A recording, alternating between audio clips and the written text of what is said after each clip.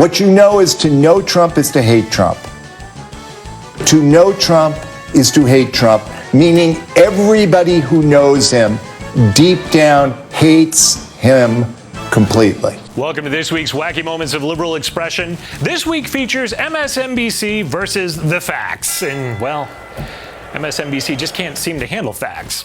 Propagandist Vaughn Hilliard gives us evidence that maybe he was actually nowhere near President Donald Trump's re-election campaign speech in Orlando, which is what he was supposed to be covering. And President Trump last night, I want to know, down in Orlando, there was a key political issue that he did not mention from the stage, and that was abortion. That was access to women's reproductive health care. Really, Vaughn? Virtually every top Democrat also now supports taxpayer-funded abortion right up to the moment of birth, ripping babies straight from the mother's womb. Leading Democrats have even opposed measures to prevent the execution of children after birth. Republicans believe that every life is a sacred gift from God. Did Hilliard miss that? Maybe he was busy taking classes on how liberals misconstrue the killing of babies by calling it healthcare. MSNBC host Casey Hunt can't handle the fact that historically, segregationists tend to be Democrats. Still to come, Joe Biden references his relationships with two former Republican colleagues at an event in New York City. The only problem? They were both segregationists. Yeah, the only other problem is they weren't Republicans, as Hunt claims. Herman Talmadge and James Eastland were members of the Democratic Party. Two former Republican colleagues at an event in New York City. The only problem?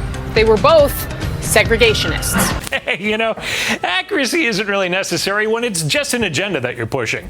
I wonder what that agenda is over at MSNBC. What you know is to know Trump is to hate Trump.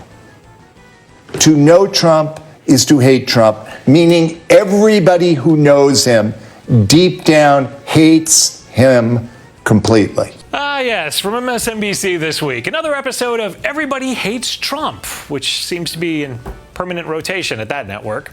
Over at CBS News, they pushed their pro-abortion agenda by lamenting that a Planned Parenthood facility may close and touting that the facility may break laws in its fight to stay open. CBS News has learned Missouri's only clinic that provides abortions, Planned Parenthood of St. Louis, may no longer be able to perform abortions by the end of the week. The clinic says they will defy state law, which says they must perform 2 pelvic exams before an abortion procedure. Of course, there's a difference between will break the law and already did break the law. Much later in their piece, CBS finally mentions a recent inspection found the clinic broke the law, performing an abortion at 21 weeks. Missouri law bans the procedure at 20 weeks. Oh, well, you know, performing illegal late-term abortions is actually breaking the law. Could be a reason that you should be shut down. But CBS makes it, you know, it's a footnote. But that is still better than how MSNBC describes a world in which babies survive and aren't murdered in their mother's womb. They call a world like that dystopian fiction. Honestly, some of this really feels like dystopian fiction, so I would be delighted if I'd had any of this wrong. But basically, the way we've been telling this story is accurate as you understand it?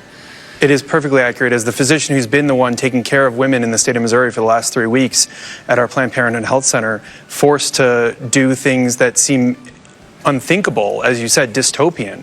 Yeah, you know, I'm sure lots of unthinkable things happen at those Planned Parenthood facilities that receive your tax dollars, like late-term abortions. But hey, you know, avoid the facts over at MSNBC. In fact, we'll leave you this week with MSNBC just simply renaming law enforcement efforts.